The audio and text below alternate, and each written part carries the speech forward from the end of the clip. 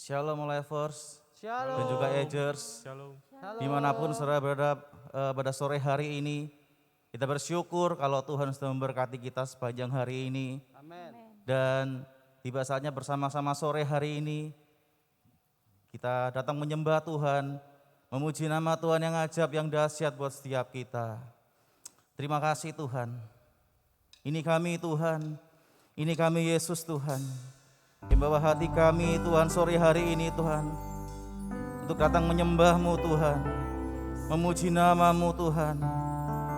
Sebab Engkau Tuhan yang layak kami puji, yang layak kami sembah. Terima kasih Tuhan. Syukur Tuhan, syukur Yesus. Terima kasih. Terima kasih Tuhan. Terima kasih Yesus. Saat ku menyembah-Mu, Roh-Mu bekerja. Saat ku memuji-Mu, Kau bertata di atas pujian. Mari katakan sama-sama. Saat ku menyembah-Mu, Roh-Mu bekerja. Saat kami memuji-Mu, saat ku memuji-Mu, Roh berkata. Kami akan nantikan bersama-sama sore hari ini Tuhan. Angkat hatiku, ku pandang kekudusan-Mu. Saat ku sembah, ku puji-Mu, ku rasakan kehadiran-Mu.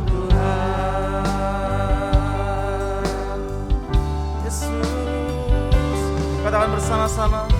Saat ku menyembah-Mu, oh sembah Engkau bekerja, Roh-Mu bekerja Tuhan. Memuji-Mu, Engkau bertata di atas. Kami menyembah-Mu sore hari itu lebih lagi Tuhan. Angkat hatiku, ku pandang kekudusan-Mu. Oh, saat kami sembah, ku puji-Mu, ku rasakan kehadiran. Dan kami angkat hati kami lebih lagi Tuhan.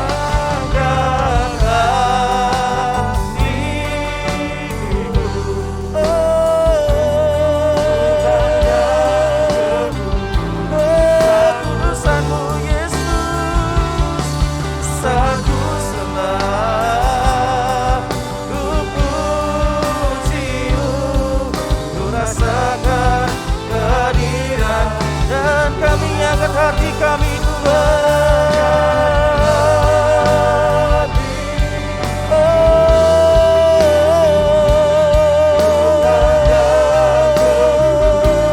sebab Engkau kudus Yesus. Dan ku puji-Mu, ku rasakan kehadiran-Mu Tuhan. Ku angkat hati. Mari bersama menyembah Dia sore hari ini lebih lagi.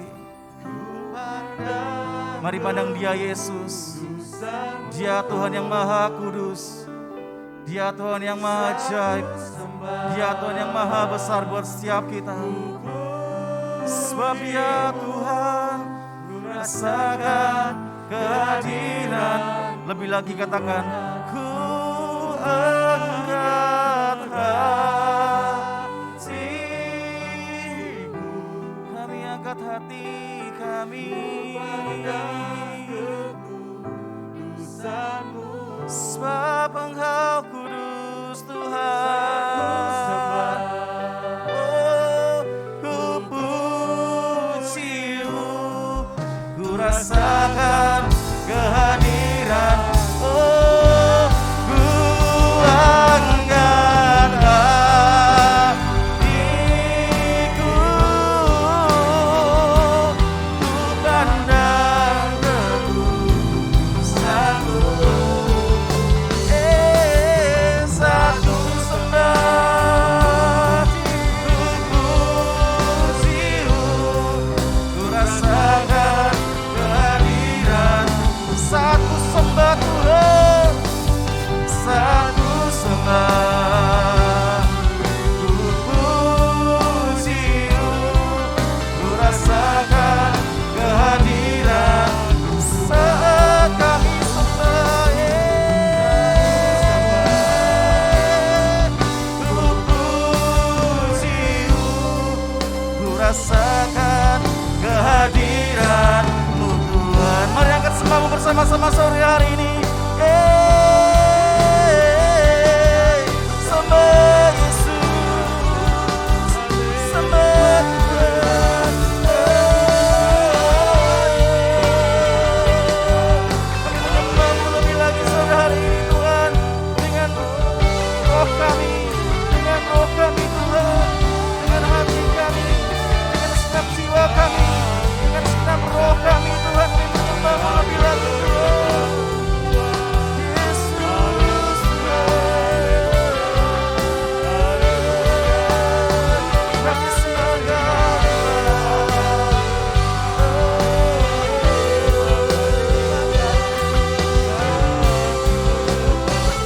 kami menyembah-Mu.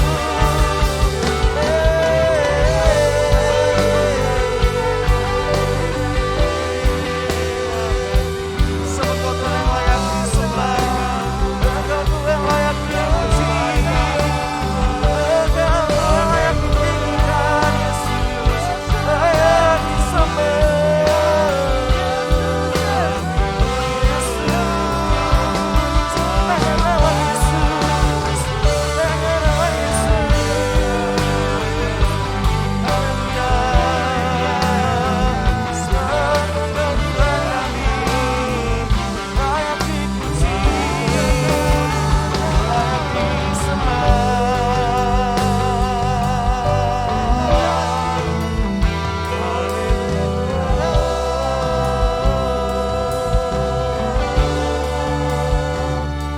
Haleluya Yesus.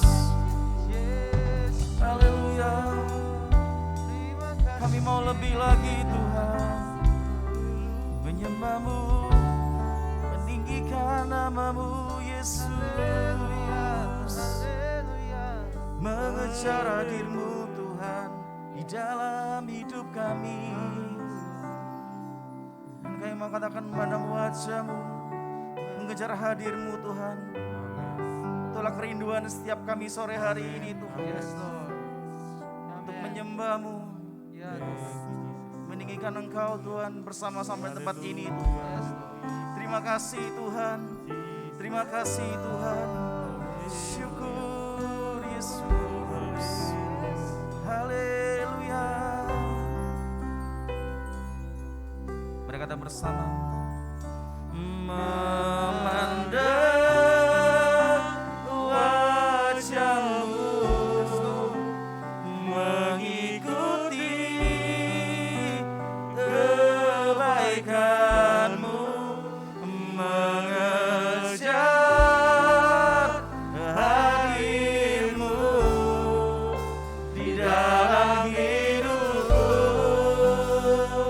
membawa sembah kami,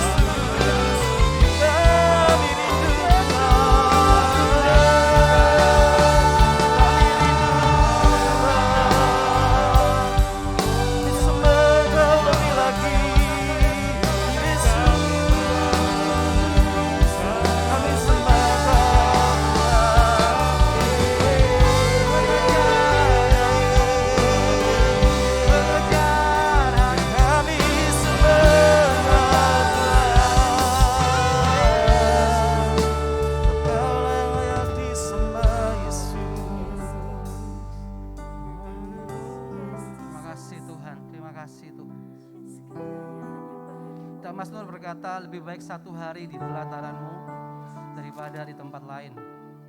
Kita menyadari Tuhan di saat pandemi seperti ini Tuhan, hadirat-Mu lah yang kami cari Tuhan. Karena kami tahu tempat yang paling bisa memberi kami kekuatan adalah melekat dalam hadirat-Mu Tuhan. Dekat dengan Kau Tuhan. Karena kami tahu Tuhan, hari-hari ini Tuhan, tanpa hadirat-Mu Tuhan, kami sungguh gak mampu Tuhan. Kami sangat memerlukan Kau Tuhan. Kami rindu Tuhan, mendekat kepadamu, melekat kepadamu Tuhan. Saat ini Tuhan, kami rindu merasakan dekapan-Mu Tuhan. Kami mau panggil Engkau Bapa. This is your son Lord. Ini kami anak-anak-Mu Tuhan. Panggil Engkau Bapa Tuhan. Bapa, kami rindu dekapan-Mu Tuhan. Kami selalu rindu Engkau Tuhan. Thank you Father. Thank you Lord.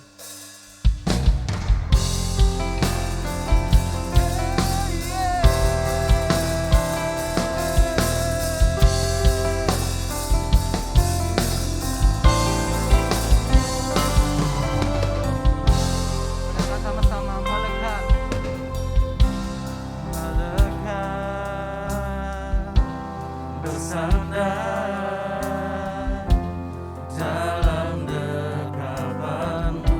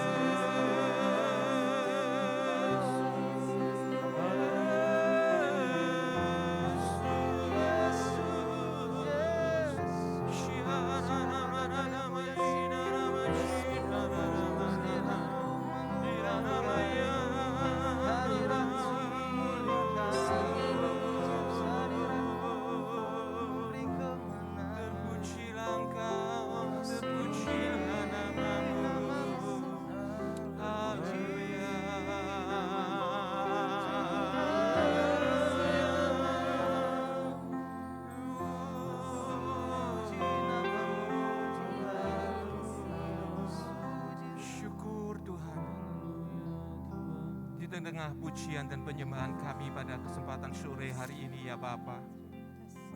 Kiranya Engkau layak dipuji dan ditinggikan di antara kehidupan kami. Kiranya namamu menjadi kemuliaan dalam kehidupan kami Tuhan. Biar namamu selalu dimuliakan dalam apa yang kami pikirkan, apa yang kami katakan, apa yang kami perbuat Bapa. Biar segala kemuliaan hanya bagi namamu Tuhan. Terima kasih Tuhan kalau kami boleh memuji dan menyembah Engkau. Urapi setiap mereka yang sudah ambil bagian di dalam pimpinan-Mu. Tuhan memberkati mereka, para worship leader, singer, pemain musik, semua tim multimedia, semua diberkati Tuhan. Tiba saatnya Tuhan, kami boleh kembali lagi mendengar apa yang Tuhan mau sampaikan. Kuduskan hamba-Mu ini Tuhan. Sucikan biar Roh Kudus sendiri yang ambil bagian dalam pimpinan kesempatan sore hari ini. Biar namamu dipermuliakan. Berbicaralah Tuhan, kami siap mendengar. Dalam nama Tuhan Yesus kami sudah berdoa. Amin. Shalom, selamat sore para Alivers, Agers.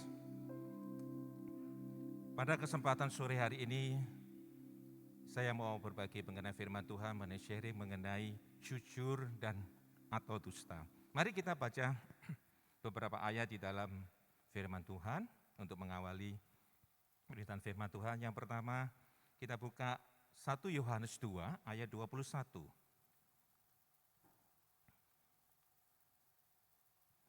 1 Yohanes 2 ayat 21. Demikian firman Tuhan, aku menulis kepadamu bukan karena kamu tidak mengetahui kebenaran, tetapi justru karena kamu mengetahuinya, dan karena kamu juga mengetahui bahwa tidak ada dusta yang berasal dari kebenaran. Disambung dalam Amsal, kitab Amsal 6, kitab Amsal pasal yang ke-6 ayat yang ke-17 sampai ke-19. Demikian firman Tuhan. 6 perkara ini yang dibenci Tuhan, bahkan 7 perkara yang menjadi kekejian bagi hatinya. Mata sombong, lidah dusta, tangan yang menumpahkan darah orang yang tidak bersalah, hati yang membuat rencana-rencana yang jahat, kaki yang segera lari menuju kejahatan, seorang saksi dusta yang menyembur-nyemburkan kebohongan dan yang menimbulkan pertengkaran saudara. Kalau kita berbicara mengenai dusta, setiap kita mulai dari lahir bayi sampai mungkin keberadaan kita sekarang, menurut beberapa survei yang dilakukan itu hampir setiap orang itu pernah berdusta. Yang berbeda hanya kadarnya, yang berbeda hanya situasinya, hanya berbeda hanya poinnya yang mau disampaikan. Karena apa? Karena dusta adalah sesuatu yang dianggap dosa yang paling ringan, meskipun tidak seperti itu realitanya. Tetapi orang beranggapan bahwa dusta adalah sesuatu yang mereka akan gunakan sebagai senjata pada waktu seseorang itu mengalami jalan buntu. Dan masalahnya yang menjadi problem adalah begini, bahwa dusta adalah suatu dosa yang tidak langsung berakibat. Kecuali pada zaman para rasul, pada zaman Ananias dan Safira, pada waktu Ananias dan Safira berdusta, dia langsung mati. Tetapi biasanya dusta ini tidak langsung akibatnya secara langsung. Oleh karena itu manusia seringkali menggunakan ini untuk menemukan solusinya. Saya sebut di situ di dalam judul firman Tuhan pada hari ini adalah fake solution, adalah suatu solusi yang palsu. Ya. Ada orang yang berusaha melakukan sesuatu keberhasilan, melakukan sesuatu menghadapi tantangan, menghadapi kesulitan dengan dia melakukan dusta. Di dalam Amsal 21 ayat yang ke-6 dikatakan demikian. Amsal 21 ayat yang ke-6 dikatakan demikian. Memperoleh harta benda dengan lidah dusta adalah kesia-siaan yang lenyap dari orang-orang yang mencari maut. Di dalam terjemahan The Message dikatakan top by lying and cheating, paid by smoke, promotion to death. Artinya bahwa sebenarnya memang dusta kebanyakan tidak langsung berakibat, tetapi dusta selalu sepertinya orang yang mencari maut. Dikatakan promotion to death, jadi sepertinya itu sesuatu yang sederhana tetapi akibatnya sesuatu yang mengerikan. Akibatnya sesuatu yang mengerikan. Setiap kita yang hidup ini selalu menghadapi kesulitan. Tidak ada orang yang tidak pernah menghadapi kesulitan. Tidak ada orang yang tidak pernah menghadapi tantangan. Dan pada saat seperti seseorang menghadapi kesulitan, seseorang menghadapi tantangan, disitulah integritasnya, imannya, karakternya, emosinya diuji. Bagaimana kita menemukan solusi daripada setiap tantangan yang ada dalam kehidupan kita. Termasuk tantangan di dalam pelayanan. Ya. Termasuk tantangan di dalam pelayanan. Bahwa situasi sekarang ini, seperti sekarang ini, terjadi kondisi yang memang membuat orang kadang-kadang itu ingin cepat jump to the solution. Ingin cepat tidak mau melakukan proses yang terjadi, dia mau langsung jump to the solution. Anak-anak muda kalau di dalam dunia IT itu dikenal dengan namanya shortcut. Atau kadang-kadang kalau kita melakukan website itu ada namanya link, supaya kita menuju langsung. Shortcut, adalah kita tidak perlu ngeklik ini, tapi langsung ke shortcut. Tetapi di dalam kehidupan ini seringkali bahwa shortcut seperti ini itu menipu kita. Shortcut ini sepertinya mengalihkan pandangan kita kepada kebenaran, kepada solusi yang palsu. Ya, kalau kita bicara mengenai dusta ada dua hal. Kita bisa menjadi subjek, tetapi kita juga bisa menjadi objek. Artinya kita bisa menipu, kita juga bisa ditipu. Mari kita lihat satu persatu. Yang pertama, mengapa terjadi seseorang itu menjadi dusta? Yang pertama, bahwa orang takut terhadap akibat kalau dia jujur. Pada waktu Abraham membawa Sarah ini orang yang cantik.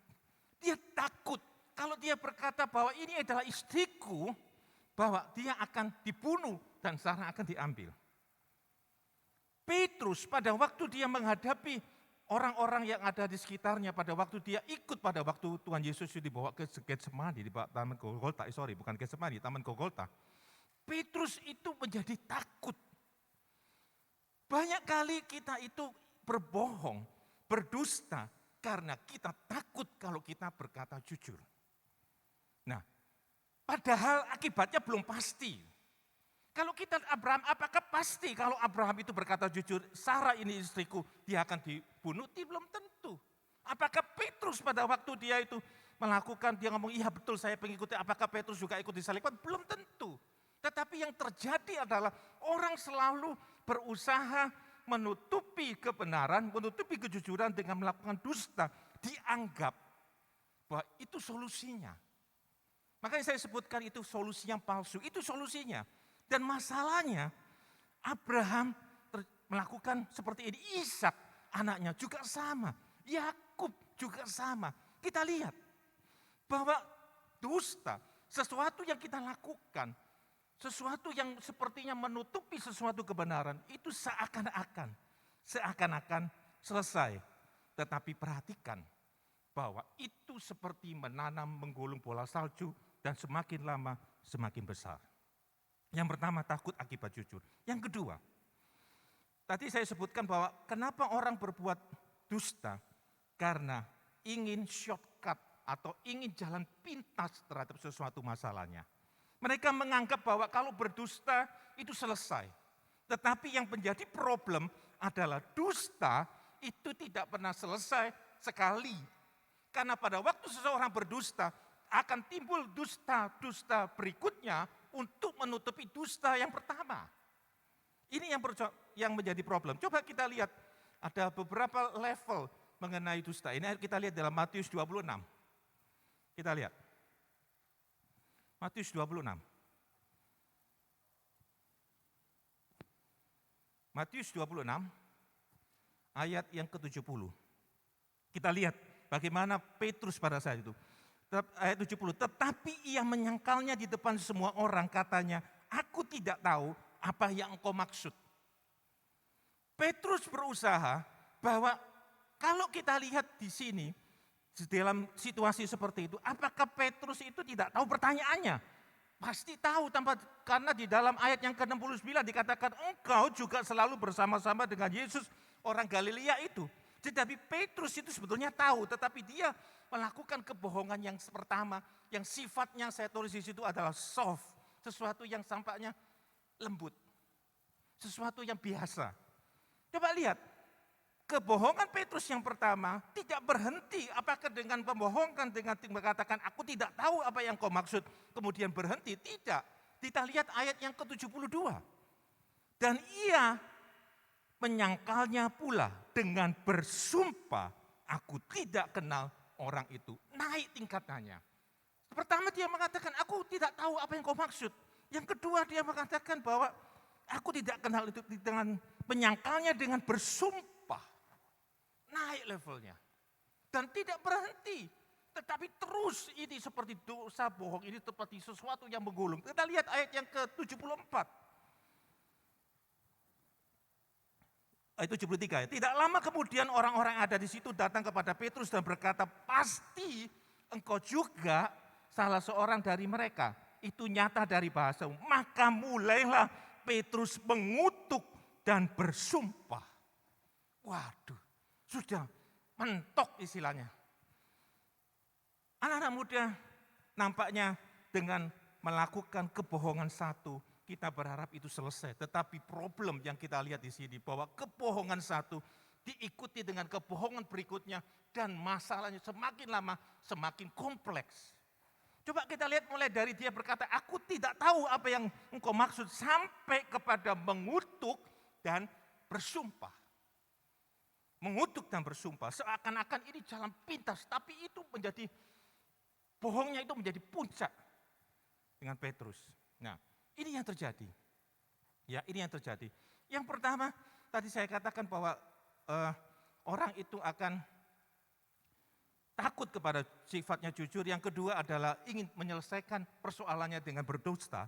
Yang ketiga, karena ingin berkuasa atau ingin kaya. Di dalam Amsal 28 ayat 20, Amsal 28 ayat 20 kita cepat saja.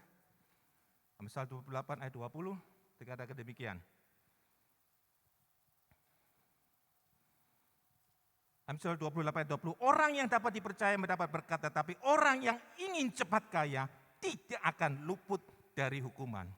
Kita lihat banyak orang melakukan kejahatan oleh karena keinginan untuk cepat kaya. Mereka membangun persepsi yang salah. Mereka menipu sana, menipu sini. Tujuannya adalah supaya cepat. Supaya cepat. Nah, nanti hal yang kedua yang saya mau sampaikan bahwa pada waktu kita menjadi objek, ini pun menjadi problem yang kedua. Nah, tadi saya katakan bahwa pertama orang itu takut kalau dia berkata jujur, takut hukuman. Yang kedua, karena dia ingin cepat mendapat solusinya. Yang ketiga, karena dia ingin cepat kaya atau ingin berkuasa. Selain menjadi objek, selain menjadi subjek, kita bisa menjadi objek juga, yaitu ditipu. Ya, ditipu. Yang pertama, sama ayatnya, Amsal 28 ayat yang ke-20. Ayat bagian B, tetapi orang yang ingin cepat kaya tidak akan luput dari hukuman. Betapa mudahnya kita ini diberikan iming-iming yang too good to be true.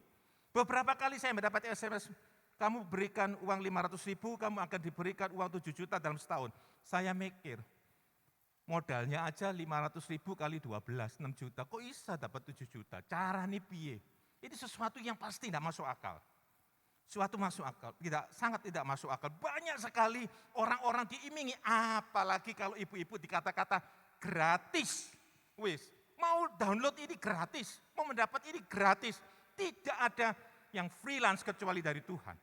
Tidak ada sesuatu yang sifatnya itu freelance, sesuatu yang free di dalam dunia ini, kecuali yang dari Tuhan. Anak-anak muda, jangan kita cepat-cepat untuk kepingin sesuatu yang nampaknya itu mudah. Too good to be true. Ataupun sesuatu yang gratis. Malah sekarang ini banyak sekali link-link di dalam internet. Ingin gratis ini, tetapi jangan lupa bahwa pada saat yang sama, data kita itu diambil. Dan itu menjadi sumber bagi dia untuk melakukan hal yang lain yang lebih besar. Daripada cuma gratis dapat e-book, gratis dapat sifatnya sederhana. Hati-hati. Hati-hati. Ya, karena beberapa kali saya melihat kartu kredit saya dihack orang, saya bingung. Padahal sudah diganti baru, belum dibuka kartunya. Kok sudah tahu kok bisa dihack? Saya bingung juga. Wah tuh ini saya melihat mungkin ada beberapa hal link-link yang saya masuk, kemudian data saya menjadi celah bagi orang untuk melakukan penipuan. Yang kedua, kadang di dalam hidup kita ini, kenapa kita bisa mudah ditipu? Karena kita jaga image. Jaga image ini, image memang sesuatu yang menjadi problem, menjadi nuansa yang sangat diinginkan orang. Saya mau katakan begini, seberapa kamu baik, yang dilihat orang itu adalah luarmu. Tetapi seberapa kita hebat, yang dilihat Tuhan adalah hatimu. Jadi, kalau kita hanya menemukan image, berarti kita ingin supaya hanya dilihat orang. Tapi orang itu hanya melihat luarnya saja. Seberapun kita baik, seberapun kita ingin. Kalau image-nya itu atau tampilannya itu buruk, orang akan melihat, begini. Ini dunia.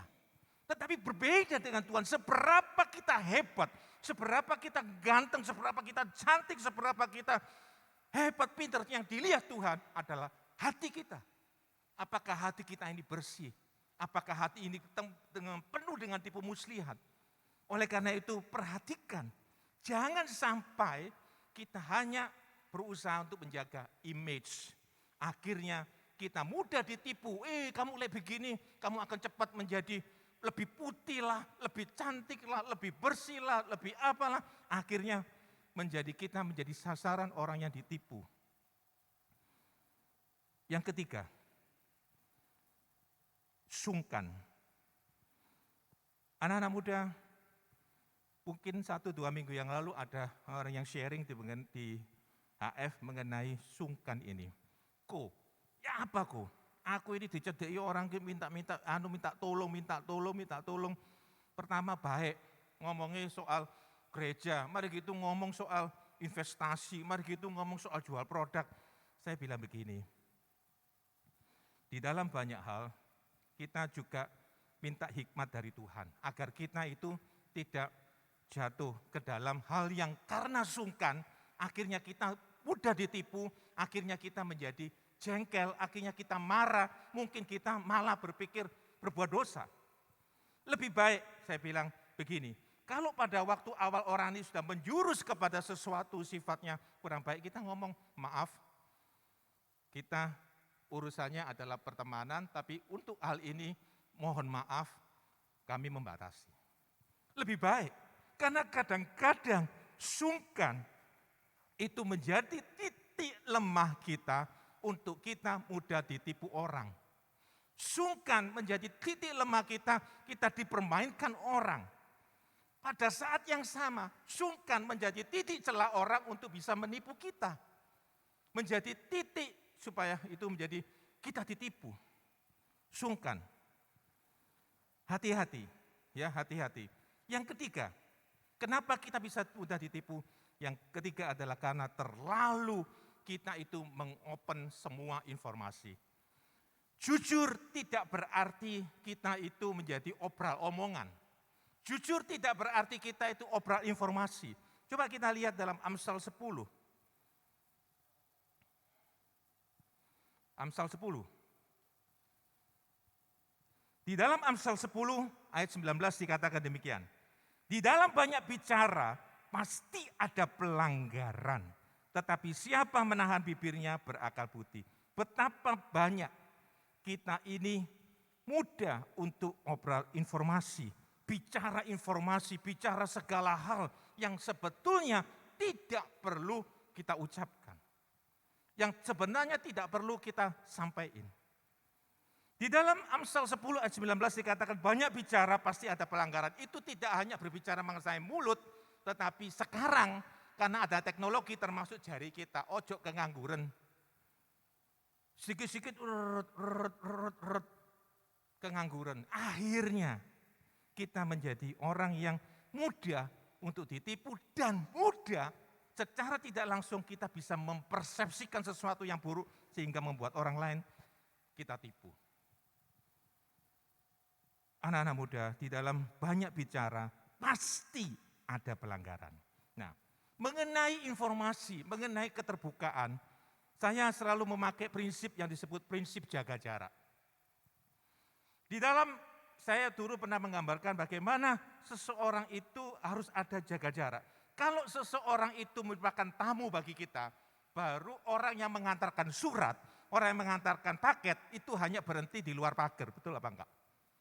Karena kita enggak ngerti, enggak kenal, ya berhenti di depan pagar.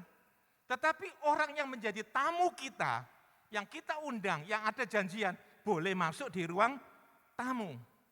Tetapi keluarga kita, orang kerabat kita atau teman dekat kita boleh masuk di ruang makan. Dan hanya anak dan suami atau istri yang boleh masuk di kamar tidur. Artinya apa? Artinya kita ini harus berusaha menjaga, jangan seperti semua orang masuk kamar. Ya, konyol. Jadi kita harus perhatikan bahwa jujur bukan berarti semua diomongkan, semua disampaikan. Bukan.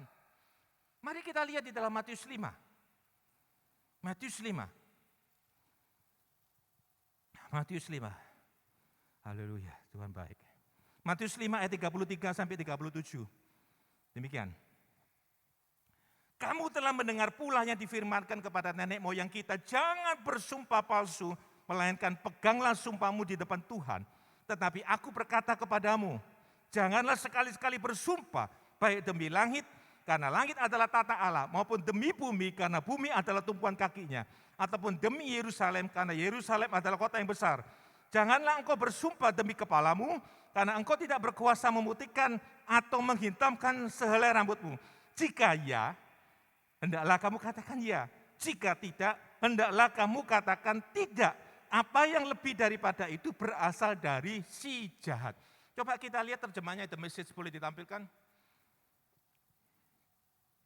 Boleh ditampilkan di layar. Nah, terjemahnya The Message berkata demikian. Ini lebih terjemahan bebas yang lebih gampang. Don't say anything you don't mean. This counsel is embedded deep in our tradition. Artinya, kalau kamu tidak bermaksud itu, jangan berbicara sesuatu yang kamu tidak bermaksud begitu. Yang kedua dikatakan, you only make things worse when you lay down a smoke screen of pious talk. Artinya, saying I pray for you, but never doing it. Or saying God be with you, tapi not meaning it. Artinya, bahwa di dalam kehidupan kita seringkali memakai kata-kata pemanis, kata-kata yang sebenarnya itu tidak sama dengan apa yang dalam hati kita. Kadang-kadang mungkin kita bisa berkata, Tuhan berkati kamu, tapi dalam hati, oh ya kan biar lo kan susah, biar kon celaka, biar kapokmu kapan. Ini yang terjadi. Perhatikan dalam Matius 5 ayat 33-37 terjebak, The Message itu sangat jelas. You don't make your words true by embellishing him with religious lies. Artinya bahwa kita tidak bisa membuat sesuatu perkataan kita itu menjadi perkataan yang benar dengan dibumbui sesuatu yang sifatnya religius, seperti aku berdoa untuk kamu, Tuhan berkati kamu, tetapi dengan tidak bermaksud demikian. Nah, dikatakan begini, in making your speech sound more religious, it become less true. Just say yes or no. When you manipulate words to get your own way, you go wrong. Just say yes and no. Ya, perhatikan bahwa di dalam kehidupan kita seringkali ada kata-kata pemanis yang sebenarnya bisa menjebak kita ke dalam perkataan dusta. Yang keempat, yaitu karena sungkan bisa menjadi munafik. Kita lihat Galatia 5. Galatia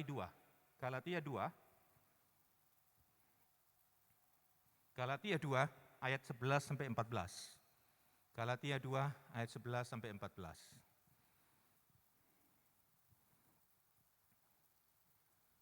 Galatia 2 ayat 11 sampai 14. Tetapi pada waktu Kefas datang ke Antiokhia, aku berterang-terang menentangnya sebab ia salah.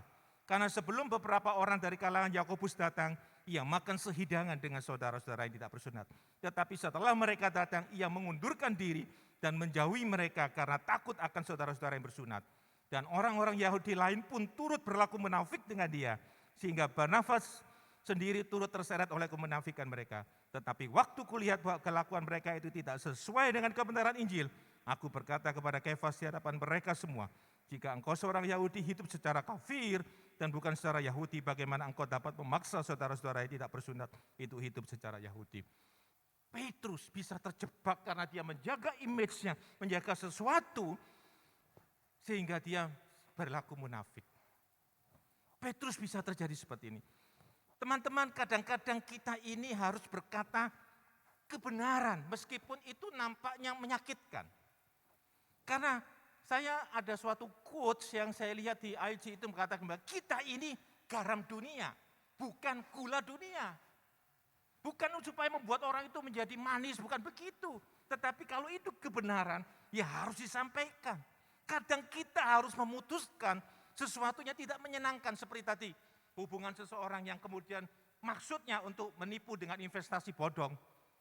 Kalau kita itu berkata yang sebenarnya, berkata yang memang tak perlu sungkan ngomong yang sebenarnya, kejadian ini tidak akan terjadi.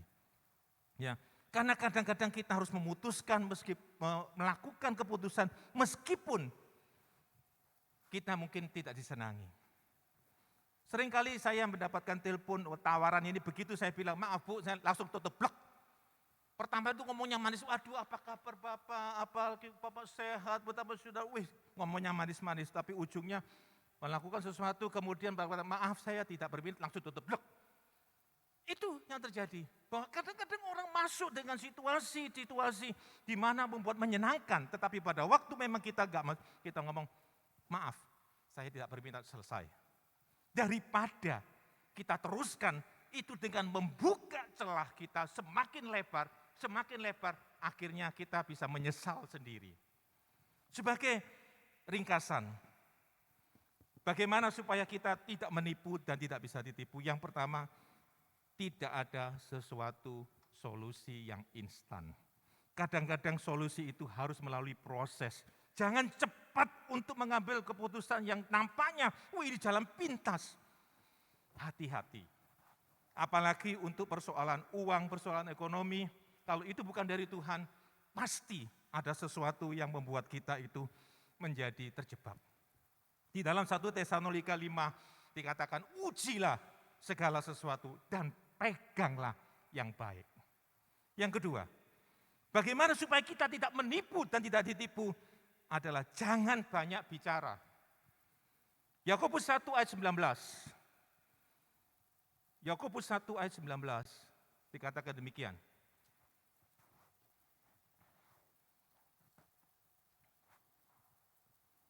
Hai saudara-saudara yang kukasihi, ingatlah akan ini, setiap orang hendaklah cepat untuk mendengar, tetapi lambat untuk berkata-kata dan juga lambat untuk marah. Orang yang bisa lebih tenang, itu bisa menghadapi situasi dengan lebih gampang. Saya sering kali kalau misalkan saya ada menghadapi sesuatu, istri saya sedikit lebih reaktif daripada saya lebih diam dulu. Karena kalau saya menghadapi situasi, saya merasa saya harus diam dulu. Pada saat saya diam, itu saya lebih bisa berpikir dengan lebih tenang. Kadang-kadang kepanikan, kadang-kadang kita merasa kepepet, padahal sebenarnya tidak kepepet. Kadang-kadang ini membuat kita itu sepertinya berpikir jalan pintas, gini ada jalan keluar, rasanya ini yang benar, hati-hati. Ya hati-hati, jangan sampai kita itu banyak bicara, lebih baik mendengar. Biarkan orang ngomong saya tenang dulu, saya cerna kata-katanya, saya tenang dulu, karena dengan demikian kita lebih bisa menguasai. Seorang petinju, dulu Muhammad Ali, selalu memancing emosi daripada musuhnya. Kalau musuhnya sudah emosi tinjunya pasti ngawur dan tenaganya habis. Demikian juga. Nah, yang ketiga, supaya kita tidak menipu dan tidak tipu, jangan berpatokan pada jaga image. Seperti yang saya katakan, sebaik apapun orang, sebaik apapun kita, orang tetap menilai kita dari luar. Tetapi sehebat apapun luarnya kita, Tuhan hanya menilai hati kita. Yang terakhir, yang keempat, mari kita jujur dengan hikmat Tuhan.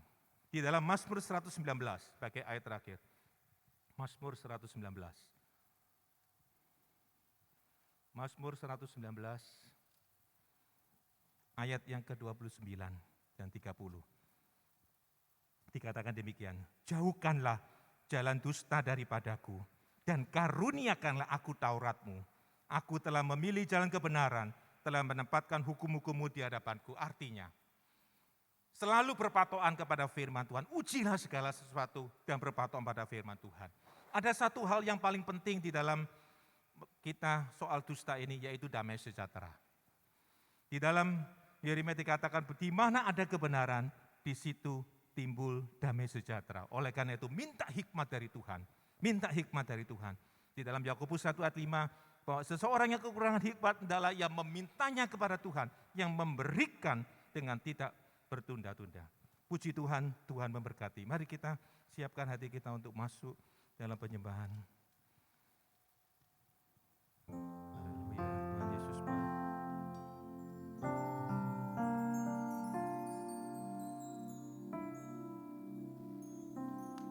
Hidupku menggenapi firman-Mu. Amin. Haleluya. Tanda mujizat sertai tiap langkahku. Kau bersamaku di dalamku, jadi bukti kebesaran-Mu.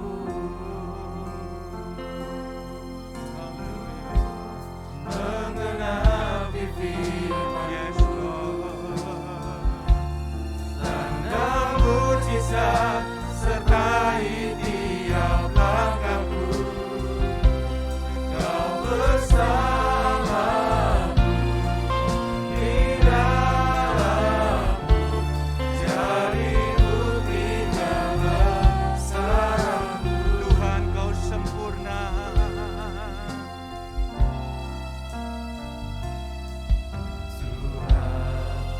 Kau sempurna Yes, Lord. Kau sempurna di dalam setiap jalan-Mu ya Bapa. dalam rencana-Mu dan karya-Mu.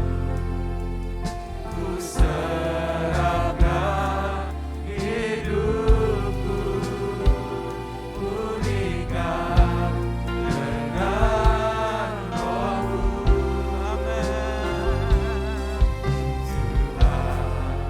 Kau sempurna dalam rencana-Mu dan karya-Mu.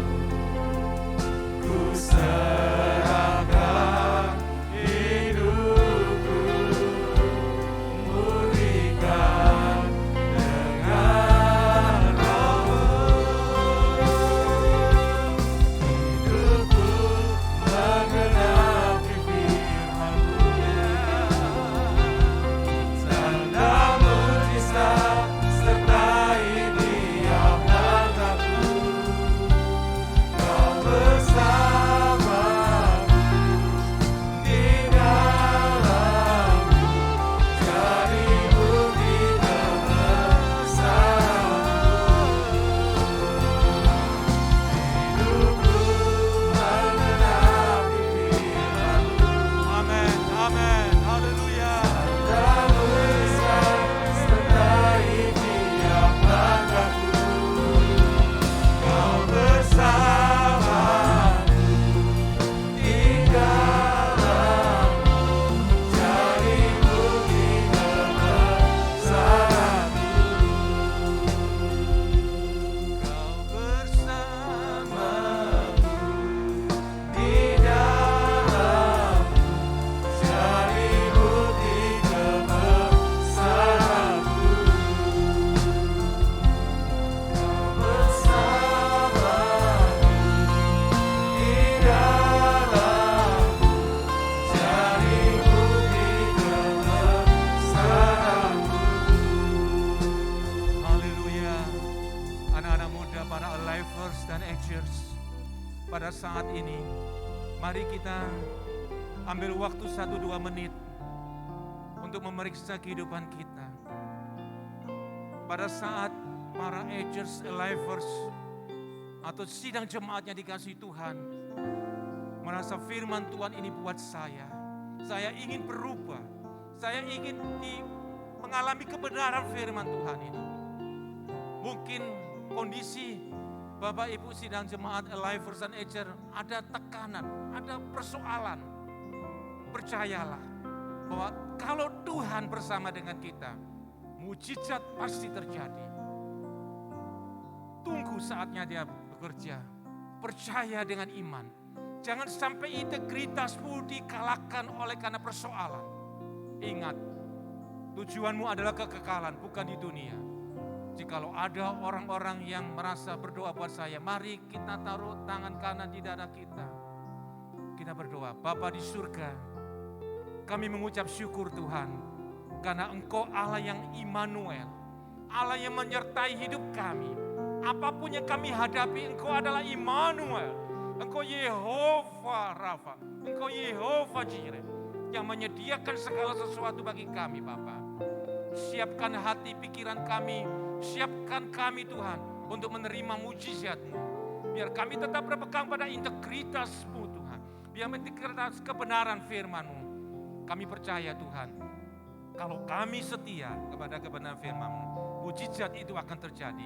Dalam nama Tuhan Yesus, kami mengucap syukur karena Tuhan janji-Mu ya dan amin. Terima kasih Bapa. Segala pujian, hormat, syukur bagi nama Tuhan. Dalam nama Tuhan Yesus kami sudah berdoa. Amin.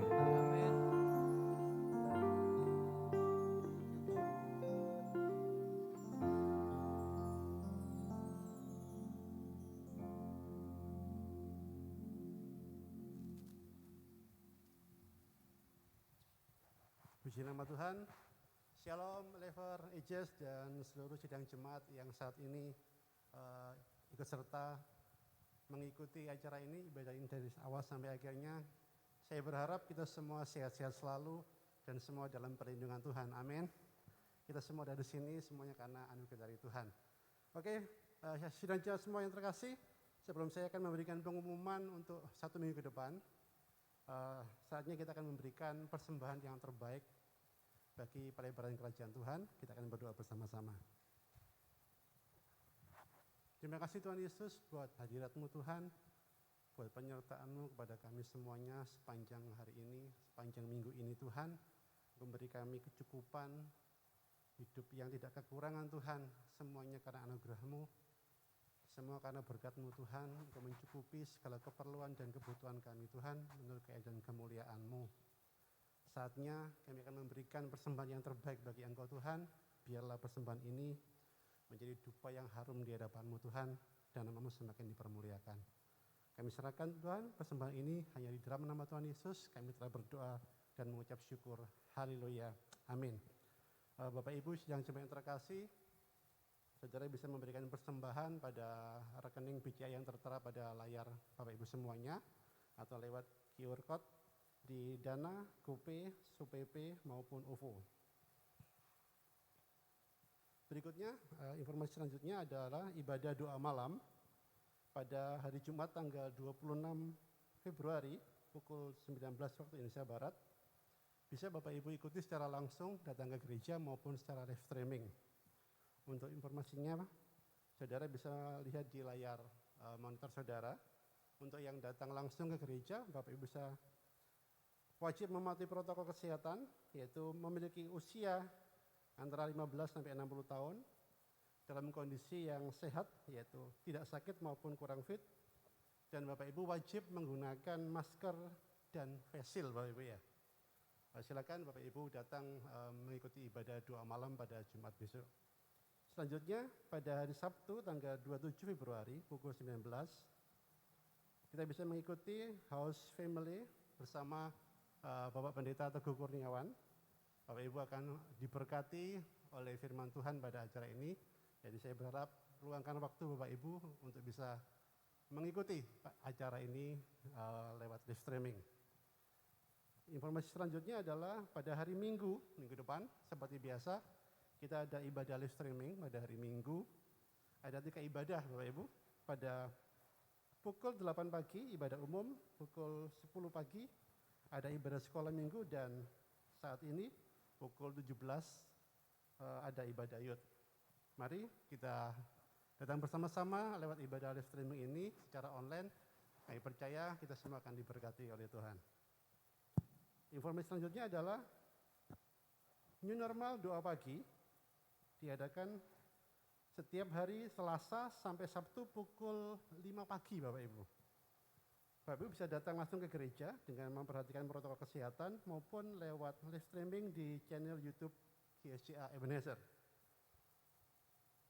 Untuk informasi, Komisi Departemen Sosial memberikan kesempatan kepada kita semua untuk bisa membantu meringankan beban bagi sidang jemaat yang mengalami kesusahan, mengalami ketidakenakan karena suasana pandemi ini.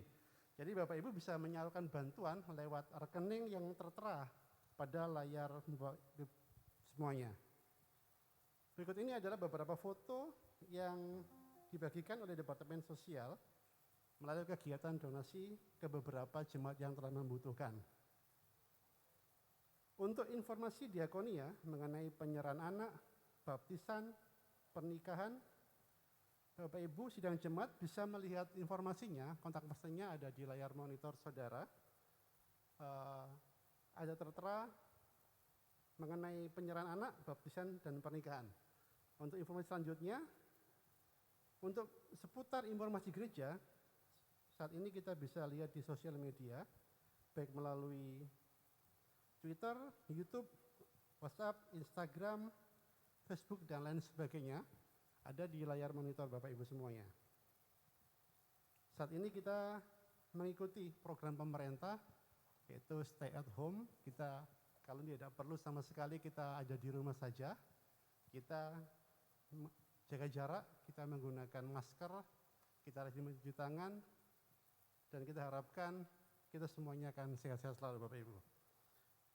Informasi berikutnya adalah pendaftaran murid baru, yaitu KB dan TK Kristen Tunas Harapan Bangsa dan SDK Tunas Harapan Bangsa. Untuk informasi jelasnya Bapak Ibu bisa perhatikan di layar monitor Bapak Ibu semuanya. Ya, inilah informasi yang bisa saya sampaikan untuk seputar kegiatan gereja, dan kiranya Tuhan memberkati kita semua.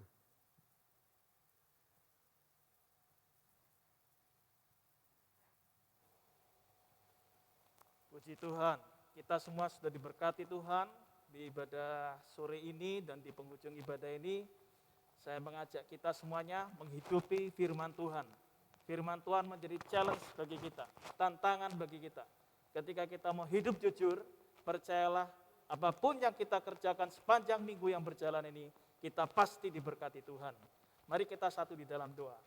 Bapa, kami mengucap syukur kepada Tuhan yang telah berbicara melalui hamba-Mu Tuhan, kepada kami generasi muda-Mu, baik kami agers, lifers, bahkan sidang jemaat Tuhan yang dengan setia mengikuti live streaming sore ini.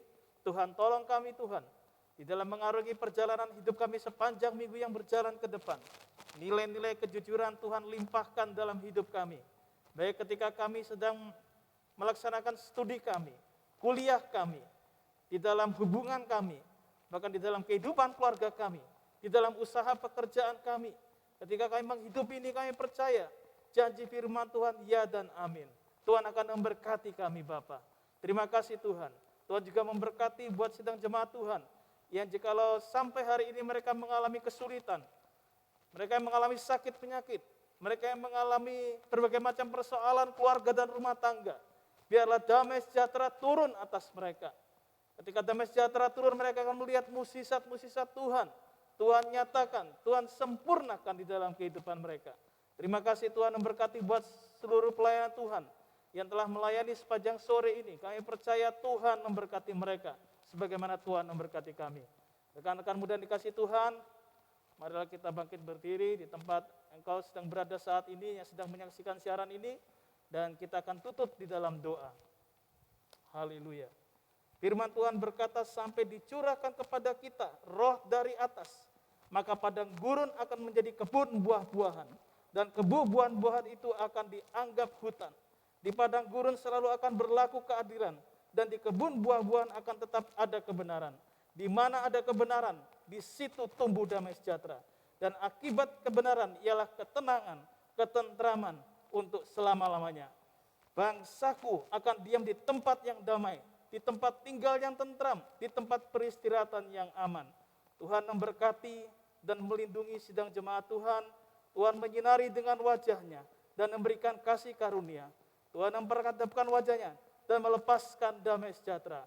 Diberkatilah apapun yang kita lakukan sepanjang minggu ini. Keluar masuk kita, segala rancangan kita, yang kita kerjakan, Tuhan yang mendatangkan keberhasilan. Di dalam nama Yesus, kami mengucap syukur dan berdoa menaikkan seluruh permohonan kami. Haleluya. Amin. Sampai ketemu di dalam ibadah flash string kita berikutnya. Tuhan Yesus memberkati.